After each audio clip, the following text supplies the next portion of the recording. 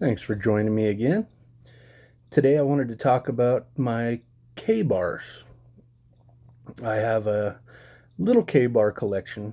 Um, I used to be a big K-bar guy.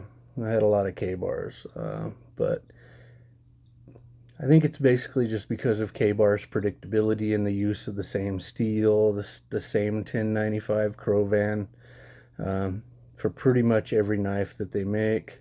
At least their USA made stuff. I've kind of stuck to just a few that I've kept over the years. Uh, my oldest K-bar is this Becker BK9. This one has some modifications that have been made to it. This blade has been gun blued and re-gun blued and re-gun blued over and over. I'm not sure what the year of manufacture was on this one. I did not do the grinding modifications myself. A gentleman that I got it off of did. So it has a finger choil and then some extra grinding, extra jimps in the top ramp. It has the micarta handle scales. You can tell it's been well loved. What I like about this knife is this extremely high saber grind. You have a very wide blade, 3/16 inch stock thickness, I believe, but you have a very high saber grind, and it makes for incredible cutting performance. The chopping and even fine motor skill work with this is very easy because it's thin behind the edge, but the 1095 Crovan doesn't seem to have problems with edge stability. If I jammed it into something and I started rocking on it, I think I could pop a chunk out of it. I could bust it. But that's because of how thin this becomes down here at the very edge. This has a micro convex, a work sharp micro convex on it. Those spots you see are just some patina in the edge. I've had it completely patina over many times. I'm usually able to just drop this right back, and it is an absolute razor blade. A knife of this size has no business with a 9-inch blade being as sharp as it is. I don't know if I can demonstrate without filleting myself.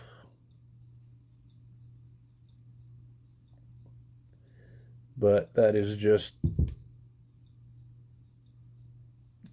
razor sharp. And it stays that way through hours and hours of work.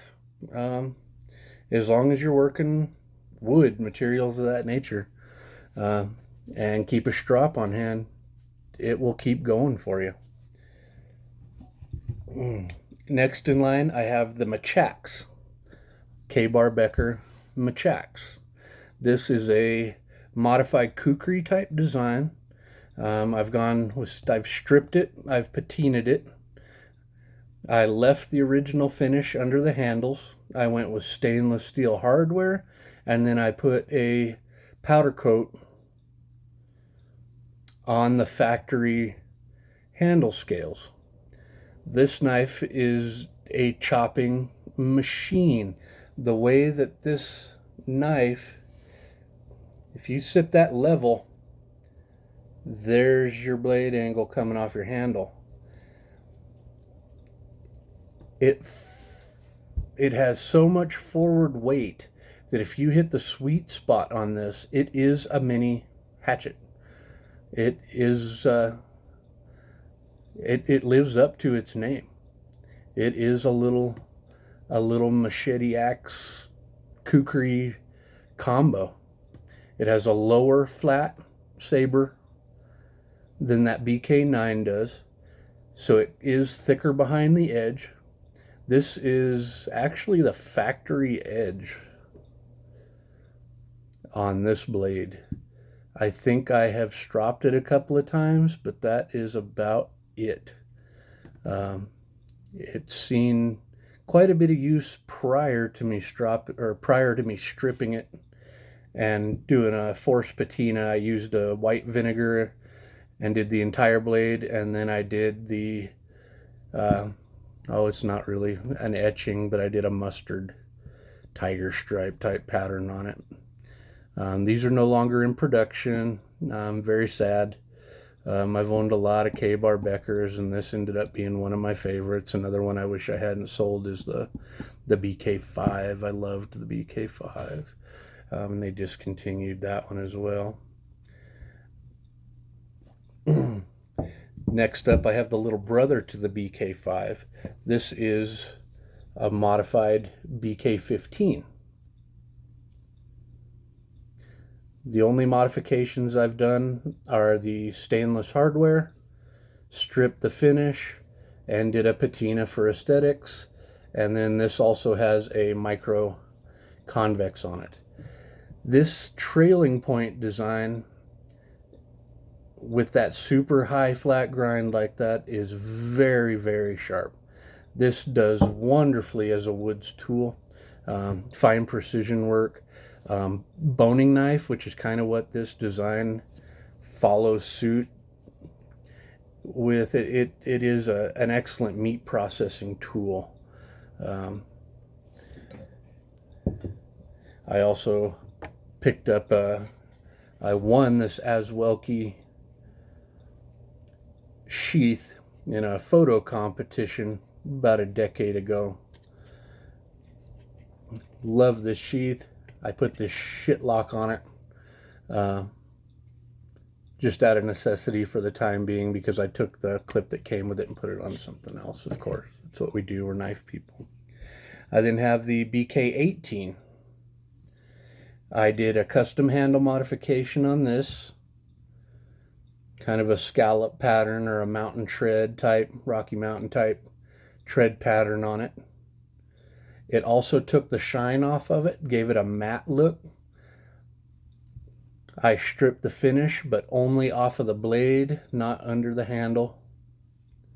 I did just a white vinegar patina on this, and then fixed angle sharpened at 18 degrees per side, I believe, currently. I had worn, the paint on this was just, I think it's just a latex paint.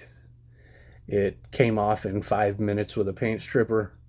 It's very soft. Same thing with my other two Kabar Beckers. The paint on them was just very soft. It came right off, not a problem. The finish underneath on this, it was fine. You do have some grind marks, but they didn't intend that paint to be stripped off, so you can't really blame them for it. You can see there's some additional patina down by the edge, up by the top swedge. The grind on this one came wonderfully well done. The jimping is useful on this. It's a very small 1 thumb patch, and it does its job. It holds that thumb in place, and you can go all the way forward. I love the harpoon shape. This has been a very handy knife that I use the hell out of, and it was just so damn ugly from all the use that I decided to go ahead and finish modifying it. I'm going to do stainless hardware on this one too at some point. And then I have the little TDI. This is an older model. I've had this a long time. This one, I know they did a bunch of these in AUS 8, so this might be an AUS 8. But from what I've seen, I think this one's actually 1095.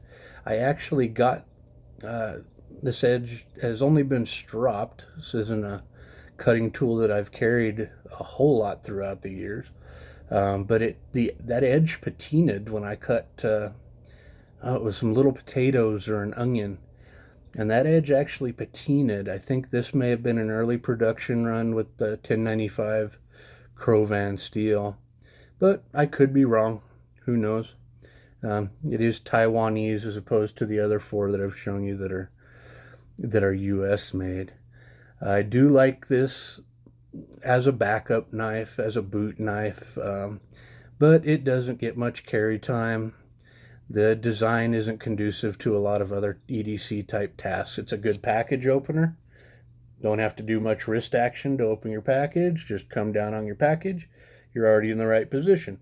It makes a good weekend cross-draw weapon, retention weapon, defending against somebody who's trying to take my handgun off my side. And it has been carried for that. Before I had my own gun shop, I worked in one for many years, and we open carried in there as a theft deterrent. And in an open carry situation, I do like to have some type of a backup, so if somebody goes for my sidearm, I can secure my sidearm with my strong arm, and then I can pull a defensive tool from here to get that person off of my sidearm. Have I ever had to do that? No. Do I ever want to? Absolutely not.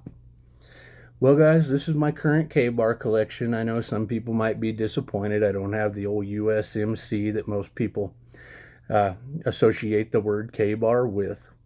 I have had many of those. I've had the Ontario 498, which, believe it or not, was issued in much larger numbers than the actual Kabar and in the same design as the Kabar.